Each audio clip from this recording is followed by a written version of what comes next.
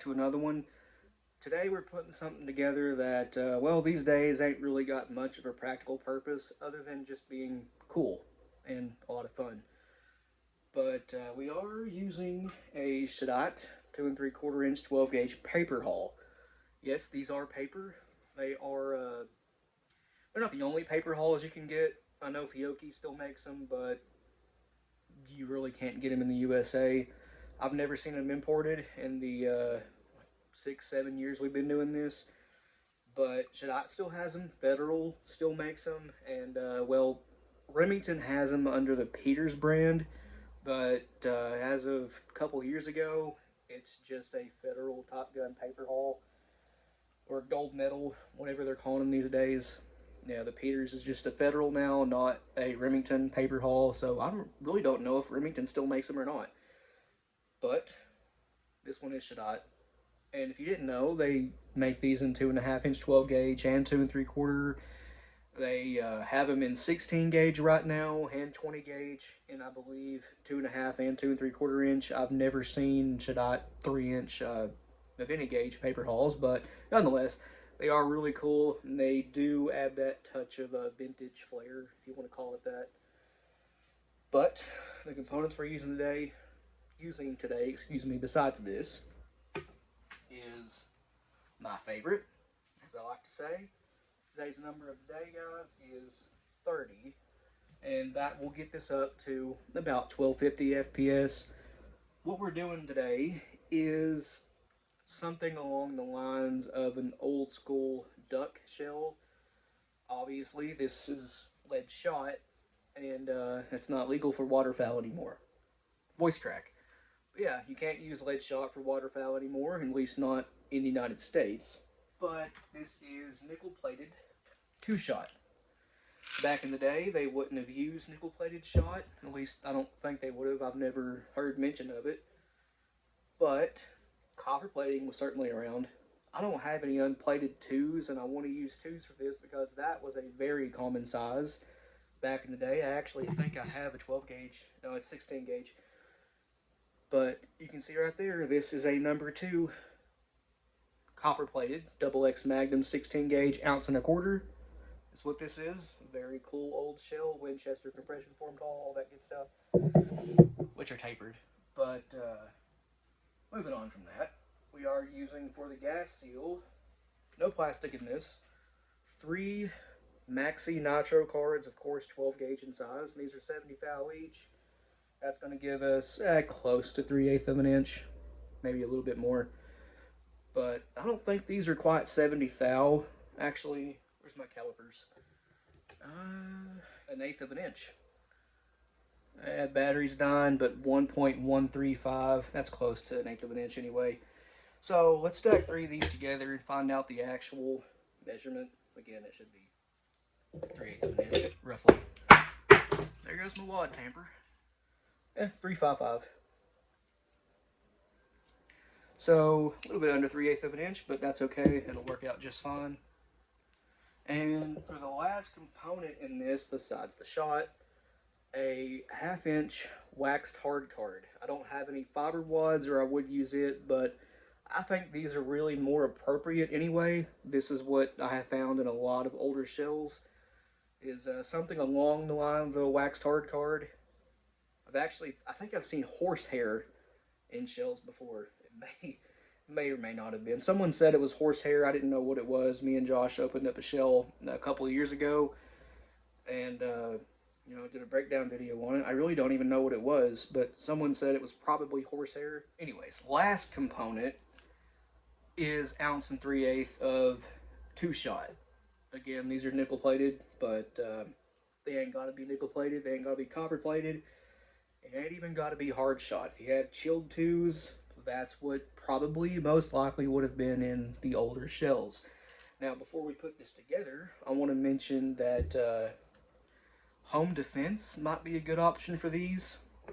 Winchester actually does put out some number 2-shot for home defense. They also have lead BB in 410, but I have seen 20 gauge 3-inch or 2 3/4. I don't remember what it was, but it is part of the Defender line, and it does come in a 2-shot. Excuse me. and that is marketed straight for home defense, which is pretty cool. Larger birdshot pellets like this, absolutely, especially at, self-defense, home defense ranges, will get the job done. Anyways, not sure if you can hear that or not with the mics, but the dust is in here. Nitro card 1, Nitro card 2, and Nitro card number 3. Use the press to seat those. I did add a little bit of pressure just to make sure they're fully down on there. These Nitro cards are full bore for 12 gauge, and they fit really tight in these paper holes, which is a good thing. This is a ball powder. You do want a tight seal. If you didn't know, using straight fiber wads like all this is, over plastic gas seals, you do lose a little bit of pressure and a little bit of velocity, so just make sure you got a good seal. 1/2 inch waxed hard card. You can see this fits really dang well. They fit pretty tight in plastic holes, but in this, yeah, good luck getting that down with your fingers alone. Use the press. Now we just need 1 3/8 of nickel plated number 2. Obviously, we ain't adding buffer to this one, but if you want to, I recommend this one. It's my favorite. Really nice buffer. But 1 3/8 of 2-shot. It ain't got to be 2-shot. You can use any size you want. If you go smaller than probably a 4, you might need an extra nitro card. You might need, or you could use a little bit of extra filler, whether that be waxed hard card, straight fiber wad, something along them lines. The whole point of this is we're not using any plastic in it. Alright, we have 1.384. So I'll get these extra pellets put back in the bottle. And they're nickel plated, so that's less exposure to lead, but still wash your hands after you handle any lead, whether it be plated or not. So the 1 3/8 comes up right to where it needs to be. I'm sorry if that bothered the mic. I have one over here behind me, and I noticed that whenever I was banging around on the dresser in the other video, it messed with the mic. So if that did, I apologize.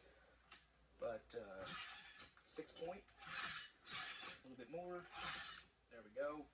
With these paper holes, you need, in my experience anyway, a little bit more pre-crimp than a plastic hole, because obviously the material is way different.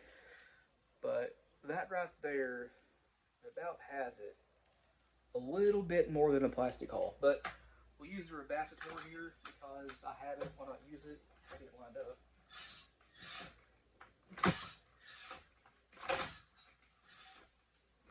Again, really sorry if that bothered the mic, but these are a lot tougher than plastic holes, so it's not going to do quite the same thing. As you can see, you got to kind of work it around a little bit, whereas a plastic hole, one hit with the Rabacitor and it's good to go. So give that just a little bit more. That should have it right there. Final crimp. And as always, this is my 10 gauge Lelo ball, converted from a 12, so it's not going to look really nice, per se.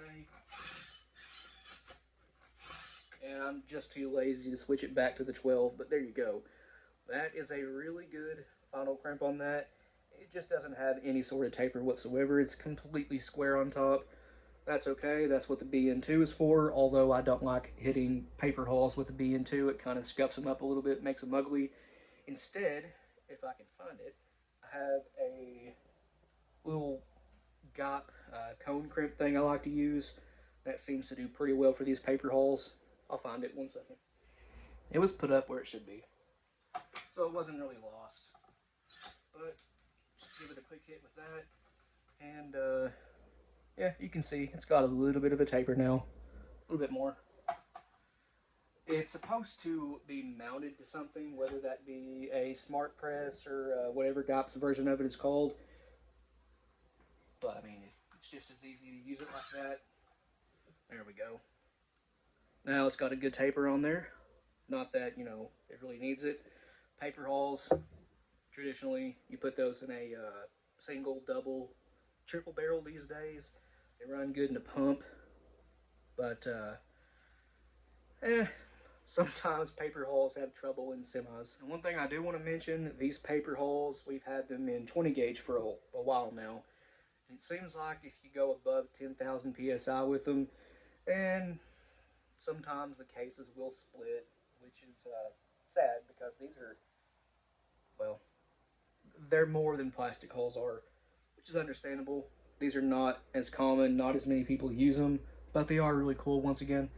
Just keep in mind that the higher pressure assemblies may split the case. We've had it happen to us probably 10 times out of the 75 we've used out of the bag. We don't use the paper 20 gauge hulls that often, but it's not uncommon for them to split. The Federals will too. But anyways, guys, I just want to throw together something really cool for you. Paper hulls, they're pretty cool.